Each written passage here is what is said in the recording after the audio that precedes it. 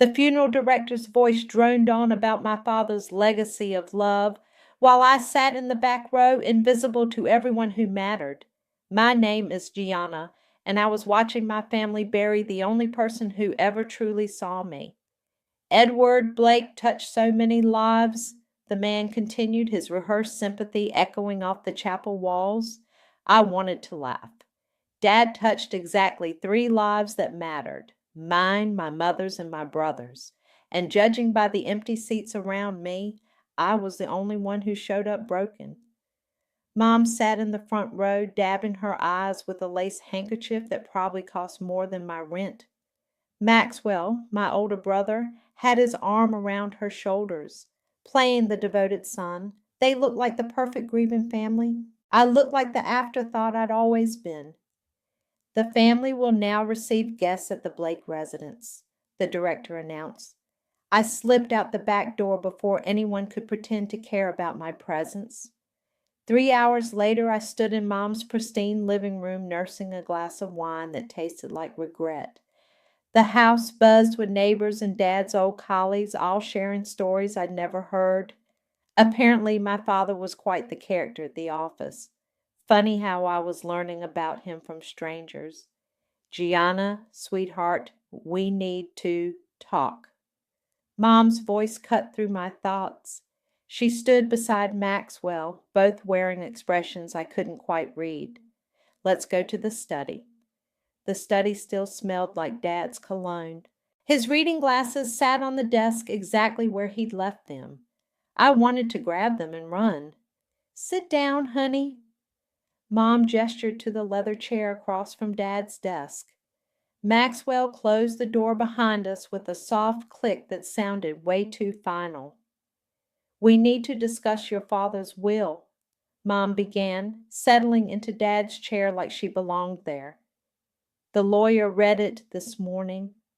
My heart hammered against my ribs. Dad had mentioned leaving me something, enough to finally get my life started, maybe go back to school. I've been working dead-end jobs since graduation, barely scraping by. He left you $320,000? Maxwell said, his voice strangely flat. The number hit me like a physical blow. $320,000. I could pay off my student loans, get a decent apartment, maybe even start that business I'd been dreaming about. That's incredible, I whispered. I can't believe he... But we have a problem, Mom interrupted, leaning forward with that look she got when she was about to ask for something big. Maxwell's going through a difficult time right now. I glanced at my brother. His divorce had been messy, expensive. His last 3 business ventures had crashed and burned, taking his credit with them. The thing is, Maxwell said, running his hands through his hair, I'm drowning, Di.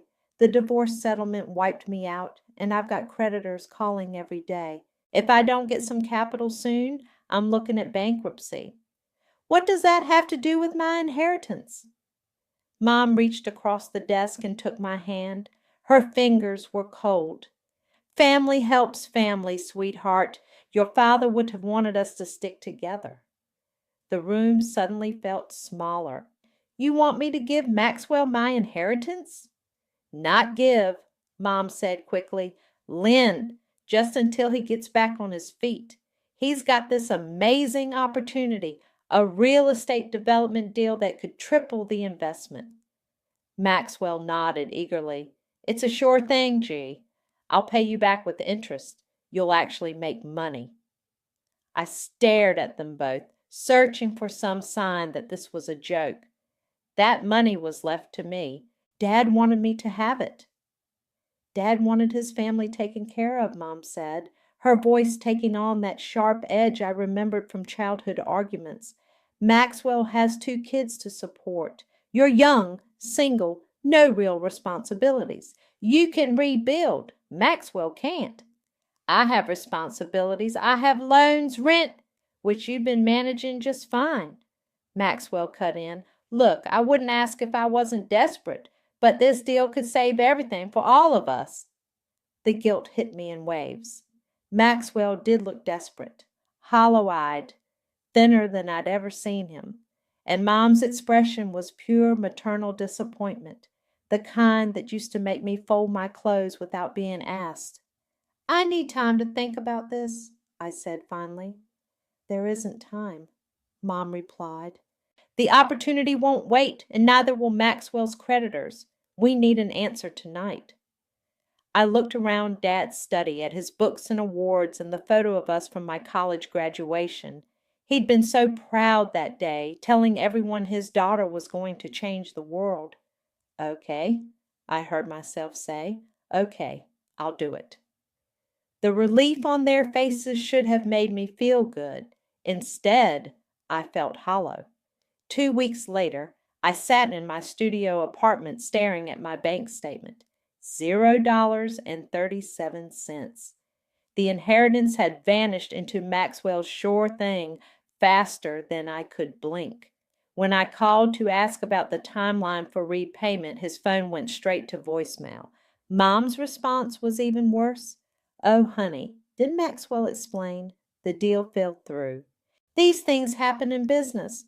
I'm sure something else will come along." I set the statement down with shaking hands and made myself a promise in the growing darkness of my empty apartment. They thought they'd left me with nothing. They had no idea what nothing could build. I moved out of my studio apartment the next month, not by choice. I got evicted. Turns out you can't pay rent with righteous anger and broken promises. The new place was a basement room in a converted house 20 minutes outside the city. 40-year-old carpet, a window that faced a brick wall, and a landlord who insisted on cash only. But it was mine, and more importantly, it was invisible. "You sure you don't want help moving?" my coworker Lisa asked, watching me load my pathetic collection of belongings into her Honda. "I'm good. It's not like I have much." She didn't push. Lisa was the type who understood when someone needed space to fall apart quietly. My new routine was simple: work the day shift at the insurance office, grab dinner from whatever drive-thru was cheapest, then spend my nights hunched over my laptop learning everything I could about making money online. YouTube became my university. How to start drop shipping with no money. Digital marketing for beginners. Build in passive income streams. I watched until my eyes burned, taking notes in a composition notebook I'd stolen from work. The breakthrough came 3 weeks in. I had been researching print-on-demand services when I stumbled across a video about rebranding existing products. The guy made it sound so simple. Find products that work, create better marketing, charge premium prices. I started with $200 for my first paycheck, a simple phone case design, uploaded to 3 different platforms. The first sale came at 2 a.m. on a Tuesday, $12 profit. I actually screamed, "Celebrating something?" I looked up from my laptop. The guy at the bar next to me was maybe 30, wearing a rumpled button-down and the kind of tired smile that comes from working too many hours. "Sorry, I didn't mean to be loud. Just had a good day." "I'm Jasper, and trust me, I understand good days. They're rare enough to celebrate." I closed my laptop. "Gianna, what brings you to Murphy's at midnight on a Tuesday?" "Bartending. Well, part-time bartending, full-time financial analyst, but the market's been brutal lately. You?" "Plotting world domination, or at least trying to pay rent." He laughed, and something about it made me want to keep talking. "What kind of financial analysis?" "Investment strategies, mostly. Risk assessment. Basically, I tell rich people how to get richer." He poured himself a water. "What about you? The world domination thing?" "E-commerce. I'm trying to build something online." His eyebrows went up. "Smart, low overhead, scalable. What's your niche?" For the next hour, I found myself explaining my entire strategy to a stranger. Jasper listened like it was the most fascinating thing he'd ever heard, asking questions that made me think harder about my approach. "You're thinking too small," he said finally. You got the right idea, but you're playing it safe. Want some free advice? Shoot. Diversify immediately. Don't put all your energy into one store. Build 3, 4, 5 different brands, different markets, different price points. Then you're not dependent on any single stream. I stared at him. That's actually brilliant. I know. He grinned. Buy me a coffee sometime and I'll give you more. 3 months later, I had 7 different online stores running: phone accessories, home decor, fitness gear, pet supplies. Jasper met me at Murphy's twice a week, and our conversations became my informal MBA program. Your conversion rates are insane, he said, scrolling through my analytics. How are you doing this? I actually read the customer reviews. I find out what people hate about existing products, then I fix it in my marketing. That's not marketing, that's market research. There's a difference. What's the difference? About $50,000 a year. I was pulling in 4 figures a month now, but I lived like I was still broke. Same basement room, same thrift store clothes, same beat up car. Every dollar went back into inventory or advertising. The call from Mom came on a Thursday. Gianna, honey, I have some difficult news about Maxwell. I muted my laptop where I was uploading new product photos. What happened? He's been arrested. Investment fraud. They're saying he took money from multiple people for deals that never existed. The irony was so perfect I almost laughed. How much money? Over $200,000. His lawyer says he might go to prison. That's terrible, I said, meaning none of it. I know you two had your differences, but he's still your brother. I was hoping. Maybe you could help with the legal fees? I looked around my basement room at my laptop displaying profit margins that would make Mom's country club friends weep with envy. I'm sorry, Mom. I'm barely keeping my head above water as it is. Of course, sweetheart. I understand. These are hard times for everyone. After I hung up, I sat in the silence for a long time. Then I opened a new browser tab and searched for the most expensive criminal defense attorney in the city. Not to hire him, just to see what Maxwell couldn't afford. My phone buzzed with a text from Jasper. Coffee tomorrow? I have an idea about scaling your operation. I smiled and typed back, make it dinner. I'm buying. It was time to stop thinking small. The Nordstrom checkout line moved like molasses, giving me plenty of time to eavesdrop on the conversation happening 3 feet away. Reagan, you look absolutely radiant, gushed a woman with perfectly blown out hair. How are you holding up with everything? My mother dabbed her eyes with a tissue that looked suspiciously fresh. Oh, Patricia, it's been so difficult, losing Edward and now with Maxwell's troubles. I ducked behind a display of handbags, clutching my single clearance item, a wallet I actually needed since mine had fallen apart. You're so strong, Patricia continued. Raising 2 children alone couldn't have been easy. Well, Maxwell's always been ambitious, perhaps too ambitious, and Gianna. Mom's voice took on that particular tone reserved for discussing disappointments. She's struggling to find her way. I worry about her constantly. Where is she now? Working some little office job. I keep telling her she needs to think bigger, but you know how young people are these days. No drive. I gripped the wallet so hard my knuckles went white. No drive. Right. At least you have your book club and your charity work to keep you busy, Patricia said. Yes, thank goodness for that. Though between you and me, the legal fees are astronomical. I had to dip into my retirement fund. The sympathy in Patricia's voice was thick enough to cut. Oh, Reagan, if there's anything we can do. You're too kind. We'll manage somehow. We always do. I paid for my wallet and slipped out before Mom could spot me. The whole drive home, her words echoed in my head. No drive, struggling to find her way.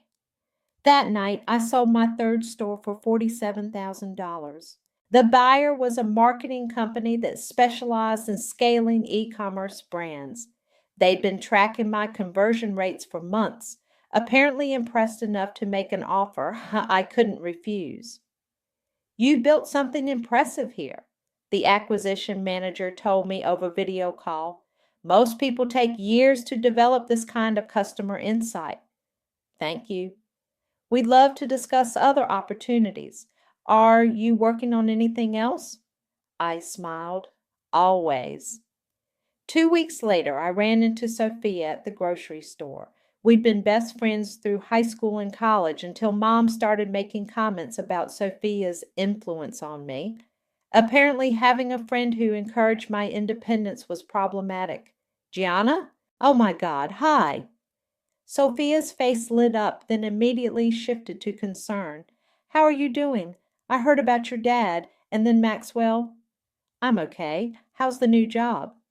Amazing. I'm managing social media for 3 different restaurants now. She paused, looking me up and down. Are you, do you need anything? I mean, if money's tight. I was wearing a $5 thrift store sweater and jeans with a hole in the knee. My car was parked 2 blocks away because I was too embarrassed to let her see it. I'm fine, really, because I could probably get you some freelance work. Nothing huge, but it would help, right? The pity in her voice was worse than Mom's dismissal. Sophia thought she was being kind, offering scraps to her struggling friend. That's sweet of you, but I'm actually doing okay. Are you sure? Because there's no shame in accepting help. We all need it sometimes. I wanted to tell her about the 6-figure bank account I'd built in 8 months, about the 3 new stores I was launching next week, about the business plan Jasper and I had sketched out that could hit 7 figures by year end. Instead, I smiled and said, I appreciate it, but I'm good. That evening, I sat in my basement room reviewing profit reports. Store number 4 had just hit its first $1,000 day. Store number 5 was trending toward a complete sellout of its flagship product. My phone rang. Mom. Hi, sweetheart. I was wondering if you'd like to come for dinner Sunday? Just family. Just family meant me sitting at Dad's old spot while Mom talked about Maxwell's legal troubles and how expensive everything was getting. I can't. I'm working. On Sunday? Yeah, I picked up some extra shifts. Oh. The disappointment was audible. Well, maybe next week. Maybe. After I hung up, I opened my laptop and checked my main dashboard. Across all platforms, I was averaging $8,000 in monthly profit. Last month, I cleared 12.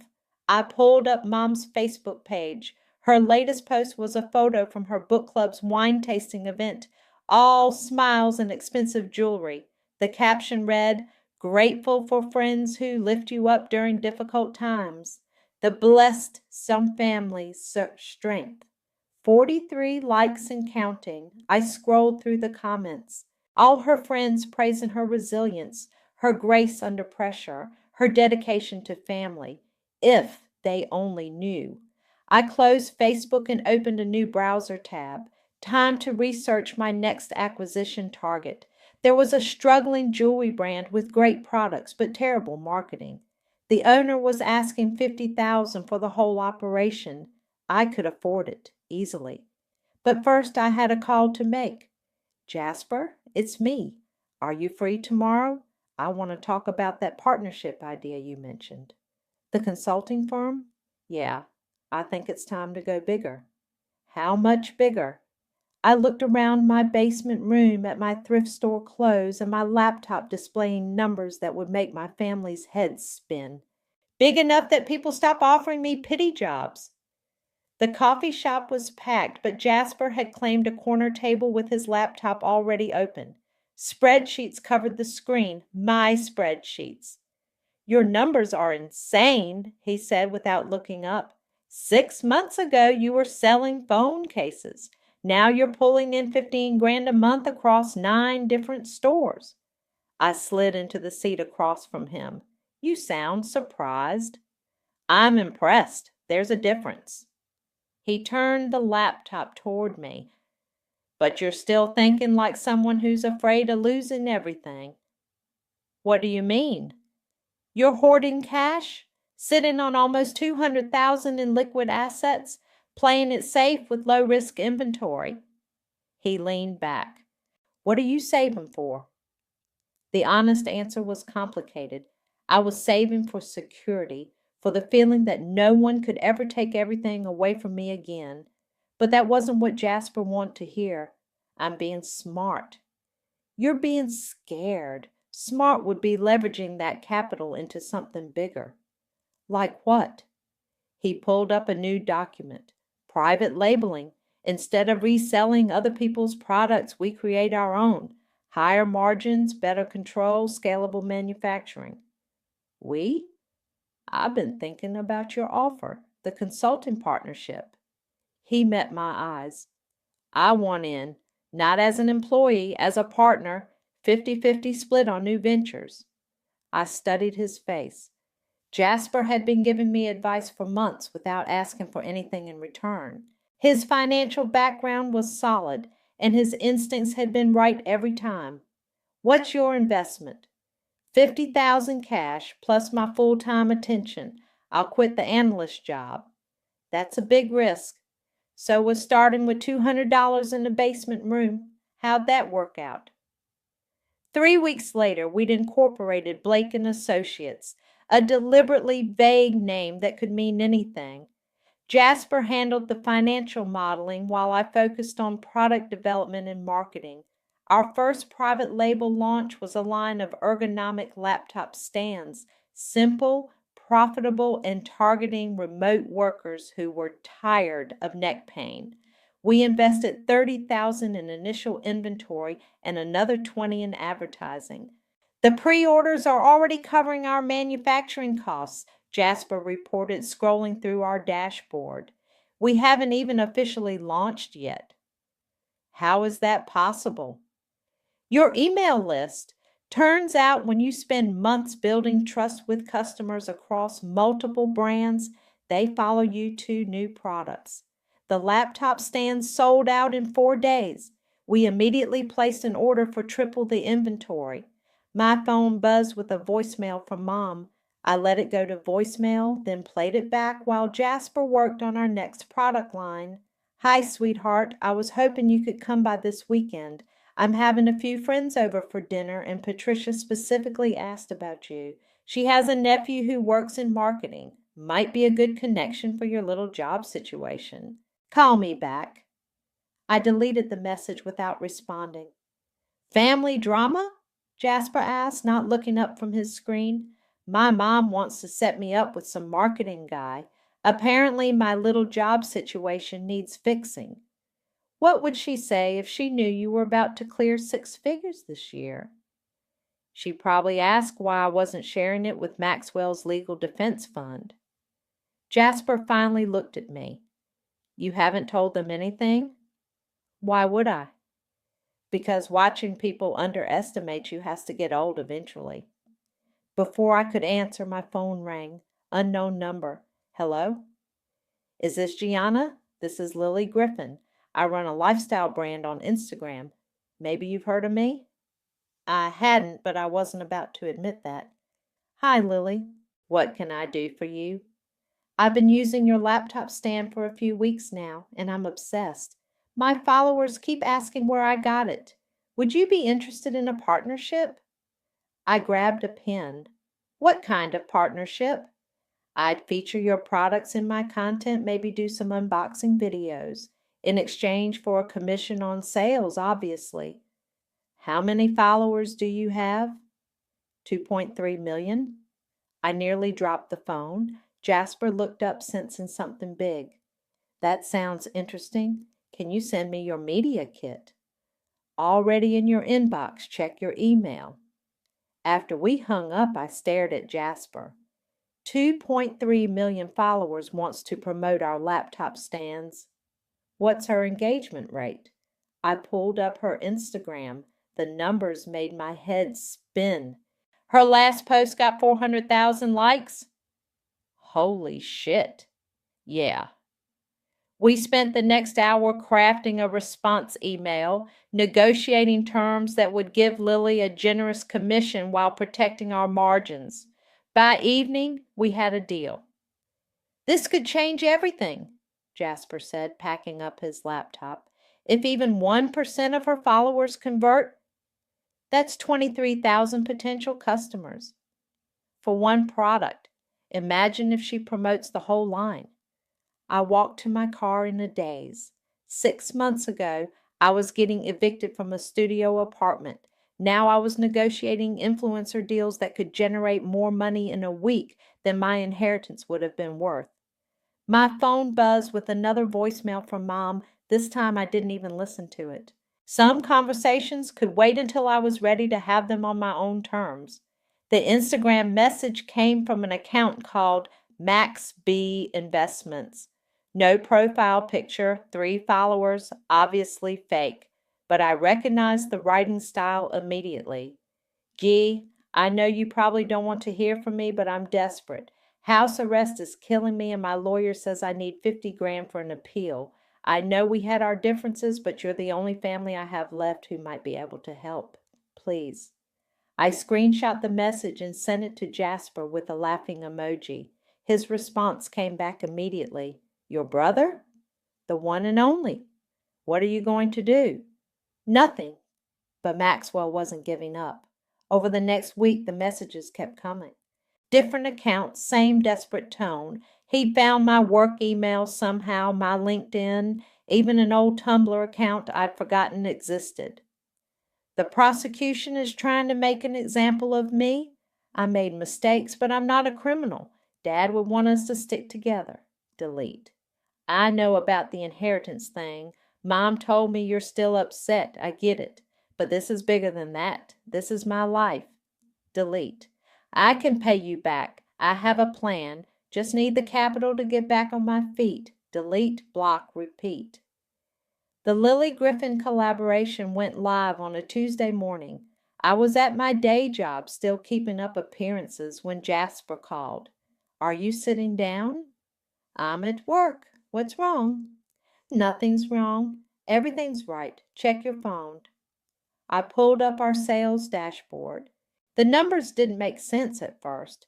We'd sold more laptop stands in 3 hours than we usually moved in a week. This is a mistake, right? The system's glitching. No mistake. Lily's video has 500,000 views already. The comments are insane. Everyone wants to know where to buy. I excused myself to the bathroom and called him back. How much? We're on track to clear 40,000 in sales today, just from one post. I sat on the bathroom floor staring at my phone. $40,000 in one day from a single Instagram video. Gianna, you still there? Yeah, I'm here. This is really happening? This is really happening, and it's just the beginning. She wants to do a whole series featuring different products. When I got home that evening, Mom was sitting in her car outside my building. She rolled down the window as I approached. Surprise! I brought dinner. She held up a bag from that expensive Italian place downtown. I thought we could catch up. I hadn't given her my new address. How did you find me? I have my ways. Are you going to invite me up? My basement room suddenly felt very small. It's not really set up for company. Oh, sweetheart, I'm not company. I'm your mother. She followed me downstairs, her heels clicking on the concrete steps. I watched her take in the low ceiling, the tiny window, the card table I used as a desk. This is cozy, she said, setting the food on my counter. Very minimalist. It works for me. I'm sure it does. She opened the containers, filling the space with the smell of garlic and herbs. So tell me about this job of yours. Lisa, is it? From the insurance office? Lisa's my co-worker. The job's fine. Just fine? Gianna, you're 26 years old. Don't you want something more? I pulled plates from my cabinet, mismatched thrift store finds that looked even worse next to her designer handbag. I'm working on some things. What kind of things? Online stuff, e-commerce. She laughed, not unkindly. Oh, honey, those internet schemes never work out. Trust me, I've seen Patricia's son try every get-rich-quick idea in the book. It's not a scheme. Of course not. I'm sure you're being very careful. She served herself a generous portion of pasta. But maybe it's time to think about something more stable. Patricia's nephew really is lovely, and his company is always looking for entry-level marketing assistants. I don't need help finding a job. Everyone needs help, sweetheart. There's no shame in it. She reached across the table and patted my hand. I know things have been difficult since your father passed, and I know you're still upset about the inheritance situation. The inheritance situation? Maxwell's troubles. I understand why you might feel left out, but family means making sacrifices for each other. I set down my fork. Is that what we're calling it now? Sacrifices? Don't be dramatic. Your father left that money for all of us, not just you. Maxwell needed it more. Dad left it to me specifically. And you did the right thing by sharing it. That's what family does. I stood up and started clearing the plates, even though we'd barely eaten. I think you should go. Gianna, don't be like this. I came here to help. Help with what exactly? With your life. This place, this job, this whole situation. You're better than this. I walked to the door and opened it. Thanks for dinner. She gathered her purse slowly, clearly hoping I'd change my mind. Call me when you're ready to be reasonable. After she left, I sat at my card table and opened my laptop. The sales numbers were still climbing. Lily's video had over 1 million views now, and our inventory was nearly gone. I pulled up Maxwell's latest message. I know you have money saved. Mom says you're doing some online thing. Even a few thousand would help. For the first time, I typed a response. You're right. I do have money saved. Quite a bit, actually, but I'd rather burn it than give you a penny. I hit send, then blocked the account. My phone rang immediately. Mom, Gianna Marie, what did you just say to your brother? Exactly what I meant. He's family. He's in trouble. He's a criminal who stole my inheritance, and you helped him do it. The silence stretched between us. Finally she spoke, her voice cold. You're not the daughter I raised. No, I said, I'm not. I hung up and turned off my phone. Tomorrow I had a meeting with Stefan, the lawyer who used to handle Dad's affairs. It was time to explore some options, legal options. Stefan's law office was nothing like the sleek downtown firm where Mom used to take us for Dad's estate planning. This was a converted house with creaky floors and coffee-stained furniture. But Stefan had something the fancy lawyers didn't, a personal grudge against my family. Gianna, you look different. He gestured to the chair across from his cluttered desk. More substantial. Thanks, I think. Your mother fired me last year. Did you know that? He leaned back in his chair, which squeaked in protest. Said my services were no longer needed after I questioned some of her financial decisions. What kind of decisions? The kind where she transferred your inheritance to Maxwell without proper documentation. The kind that might constitute fraud if someone wanted to pursue it. I sat forward. Are you saying what I think you're saying? I'm saying your father's will was very specific. The money was left to you with clear instructions about how it should be handled. Your mother had no legal authority to redirect those funds, but I agreed to it. Under duress, after being manipulated and pressured by family members who had financial interests in your decision. Stefan pulled a thick folder from his filing cabinet. I've been documenting everything since your father's death. Call it insurance. He spread documents across his desk, Bank transfers, forged signatures, email exchanges between Mom and Maxwell about handling the Gianna situation. This is enough to file criminal charges, Stefan continued. Fraud, forgery, theft by deception. Maxwell's already facing federal charges. This would just add to his problems. What about Mom? She'd be looking at significant jail time, plus full restitution, which at this point would include interest and penalties. We're talking close to $500,000. The number hung in the air between us. $500,000 that my family would have to pay back. What do you need from me? Your signature on these documents, authorization to proceed with recovery proceedings, and patience. These things take time. I signed everything without reading the fine print. Stefan had been Dad's friend for 20 years. If anyone was going to fight for what Dad actually wanted, it would be him. There's one more thing, Stefan said as I gathered my purse. Your mother's planning some kind of birthday celebration next month. Big party at the country club. How do you know that? My ex-wife still runs in those circles. Apparently it's going to be quite the event. Reagan's way of showing everyone she's still got her dignity intact despite Maxwell's troubles. Good for her. The timing could be perfect. Nothing says happy birthday like a process server. I smiled for the first time in weeks. How long do these things usually take? With the evidence we have, I could have papers ready in 2 weeks. The invitation arrived 3 days later, cream-colored cardstock with gold lettering. You're invited to celebrate Reagan's 60th birthday. Black tie optional, cocktails at 6, dinner at 7. I RSVP'd yes under a fake name, Sarah Martinez +1. Then I called the most expensive event planning company in the city. I need photographers for a private event, I told the coordinator. Very upscale, very discreet, the kind of photographers who can blend in with guests. Of course. What's the occasion? A surprise announcement. I want every reaction captured. The Lamborghini dealership was my next stop.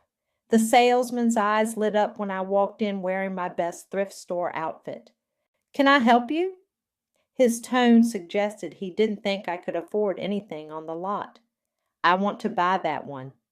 I pointed to a white Huracan in the showway. Cash. His expression shifted dramatically. Of course.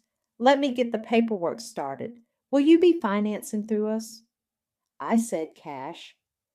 20 minutes later, I was signing documents for a $200,000 car. The salesman kept glancing at my bank statement like it might disappear. Will you be taking delivery today? Next Friday. I need it detailed and ready for a special event. Jasper met me at our usual coffee shop that evening. His jaw dropped when I told him about the car. You bought a Lamborghini? I bought a statement. That's a very expensive statement. I can afford it. Besides, it's not about the money.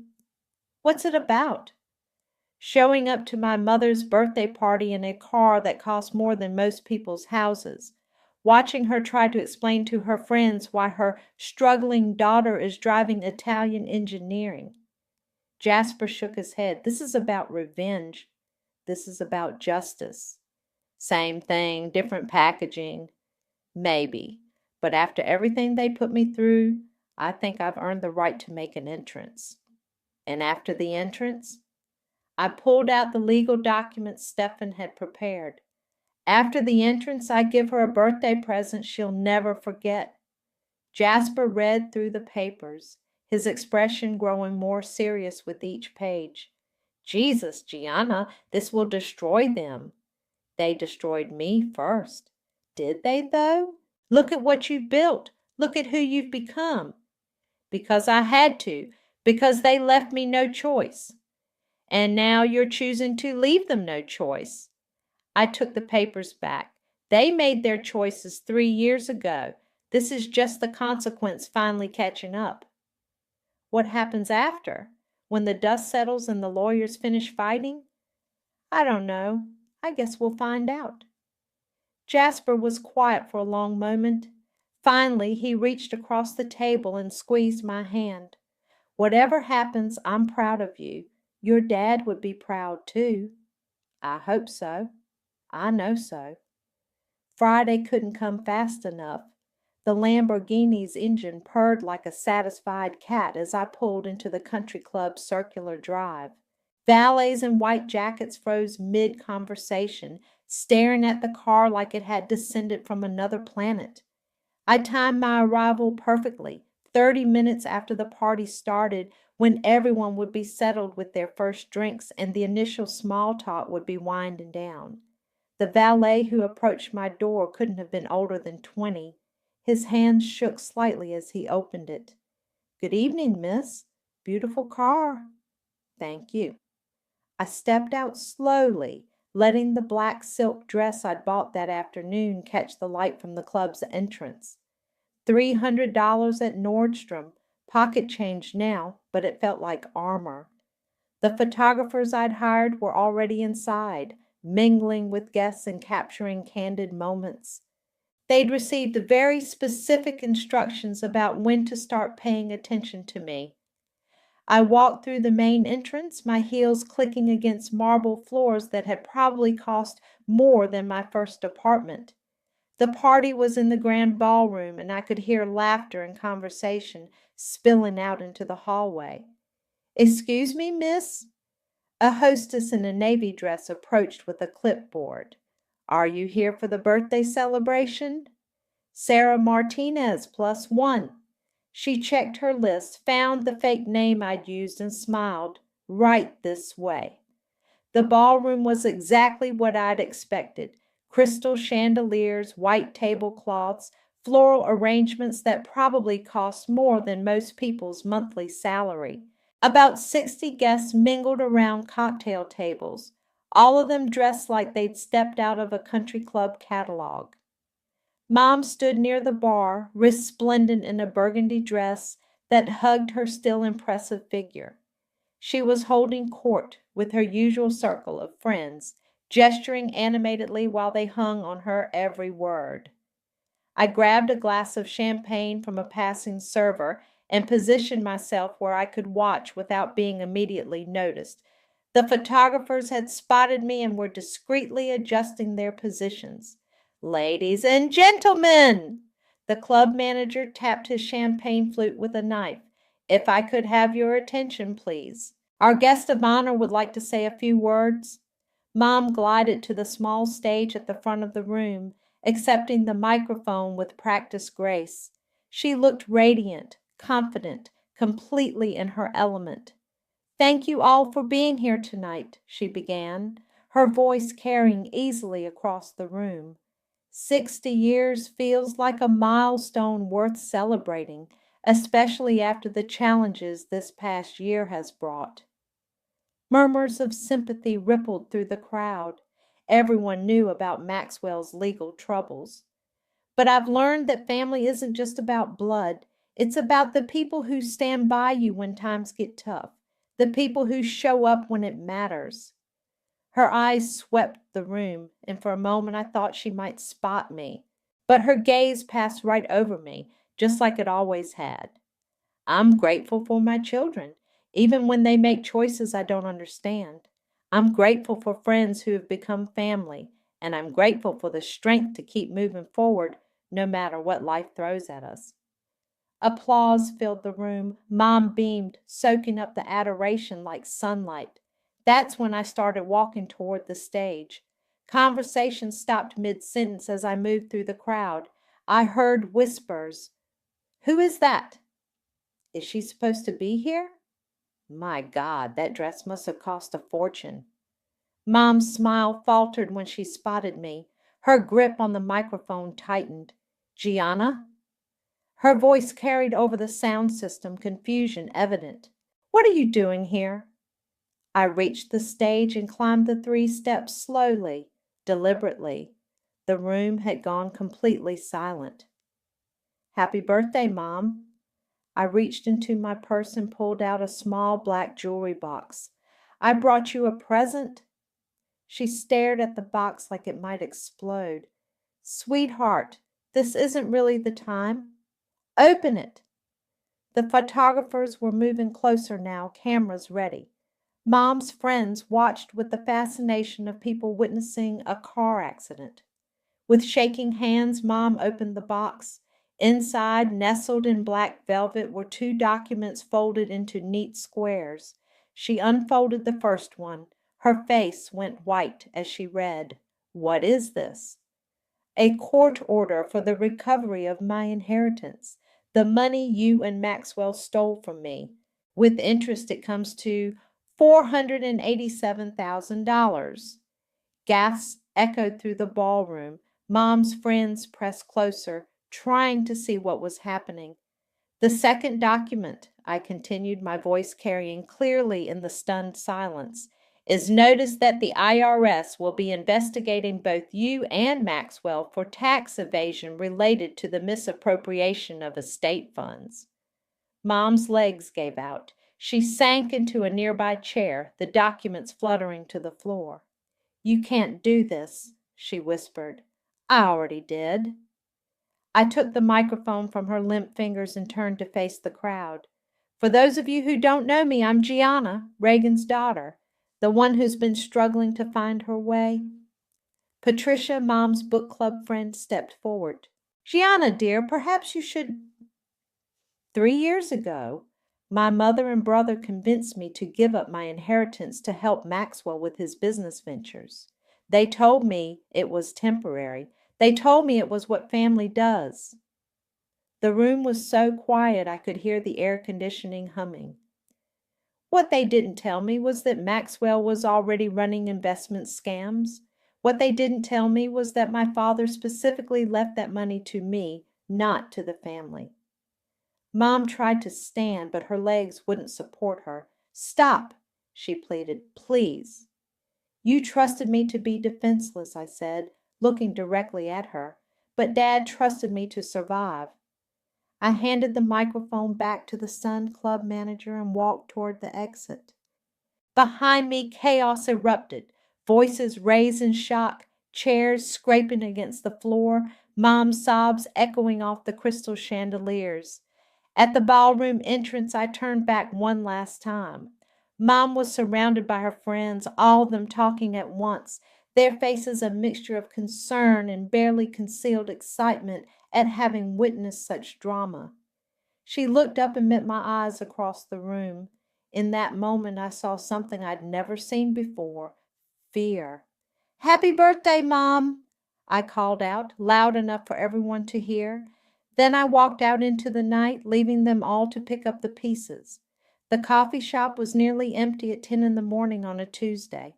I sat in my usual corner booth, laptop open, reviewing quarterly reports that would have made my past self weep with disbelief.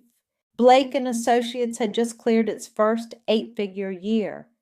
The bell above the door chimed, and Sophia walked in, scanning the room until she spotted me. She looked different, more confident, less apologetic. Success suited her. "You're hard to track down," she said, sliding into the seat across from me. "I had to call 3 different people to get your number." "I've been busy." "So I heard." She gestured around the modest coffee shop, "though I expected to find you somewhere more expensive." "This place has good Wi-Fi and terrible coffee. It keeps me focused." Sophia laughed, and for a moment we were just two friends catching up, instead of two people navigating the aftermath of a very public family explosion. "I saw the news coverage," she said carefully, "about your mom and Maxwell." The story had made the local business journal when Maxwell's federal charges expanded to include the inheritance fraud. Mom's country club friends had provided plenty of anonymous quotes about the shocking betrayal and family drama. "How is she?" "Broke, banned from the country club, living in a 1-bedroom apartment downtown." I closed my laptop. "The IRS seized most of her assets to cover the back taxes and penalties." "And Maxwell?" 18 months in federal prison. He'll be out in 12 with good behavior." Sophia winced. "Do you ever feel guilty about it?" The question I'd been asking myself for weeks. Sometimes. Then I remember sitting in that basement apartment eating ramen for dinner while she told her friends I had no drive. Fair enough. The door chimed again, and Jasper walked in carrying 2 cups from the expensive coffee place down the street. He kissed my cheek before settling beside me, a gesture that had become natural over the past few months. Sophia, right? I've heard a lot about you. All terrible, I'm sure. Actually, all good. Gianna doesn't talk about many people from her past. Sophia raised an eyebrow at me. So this is the mysterious business partner. Among other things, Jasper said, squeezing my hand under the table. Other things? We're figuring it out, I said quickly. What about you? How's the restaurant business? Expanding. I'm opening a second location next month. Sophia paused. Actually, that's why I wanted to see you. I have a proposition. She pulled out her phone and showed me photos of a sleek restaurant interior, exposed brick, industrial lighting, the kind of place that charged $20 for a burger and got away with it. I want to hire Blake and Associates to handle my digital marketing, all of it, social media, online ordering, customer acquisition. I've seen what you can do. Jasper and I exchanged glances. We'd been talking about expanding into restaurant consulting. What's your budget? Whatever it takes. I'm not interested in cheap solutions anymore. We spent the next hour discussing strategy, conversion funnels, and customer lifetime value. Sophia took notes like her life depended on it, asking smart questions that reminded me why we'd been friends in the first place. One more thing, she said as we wrapped up. I owe you an apology for that day at the grocery store when I offered you freelance work. I was being condescending. You were trying to help. I was treating you like a charity case. There's a difference. After Sophia left, Jasper and I walked to the park across the street. The afternoon sun filtered through the trees, casting long shadows on the walking path. She seems nice, he said. She is.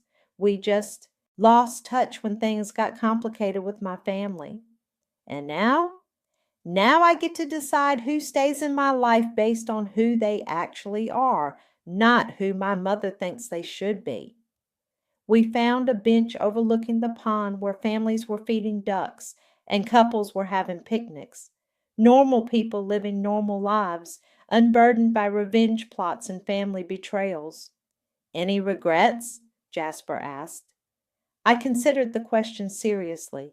About the money? No. About the public humiliation? Sometimes. What would you have done differently? Maybe I would have just taken the money and disappeared, started over somewhere new. But then you wouldn't have built all this. He gestured vaguely at everything, the business, the success, the life we were creating together. True. And you wouldn't have gotten justice for your dad? That was the part that still mattered most. Dad had worked his entire life to leave me something that would give me choices. Mom and Maxwell had tried to take those choices away. Do you think he would be proud? I asked. Of the business success? Absolutely. Of the way you handled your family? Jasper was quiet for a moment. I think he'd understand why you did it, even if he wished you hadn't had to. My phone buzzed with a text from an unknown number. I know I don't deserve forgiveness, but I want you to know I'm sorry. Mom. I showed Jasper the message. What are you going to do? I deleted the text without responding. Nothing. Some apologies come too late to matter. And if she tries again? Then I'll decide then. But right now I'm done letting my past define my future. We sat in comfortable silence, watching the ducks glide across the water. Somewhere across town, Mom was probably sitting in her small apartment, wondering how everything had gone so wrong. Somewhere else, Maxwell was counting down days until his release. But here, in this moment, I was exactly where I belonged. Not because I'd gotten revenge, but because I'd finally learned the difference between justice and healing. Revenge hadn't made me whole. It had just reminded me I was never broken in the first place.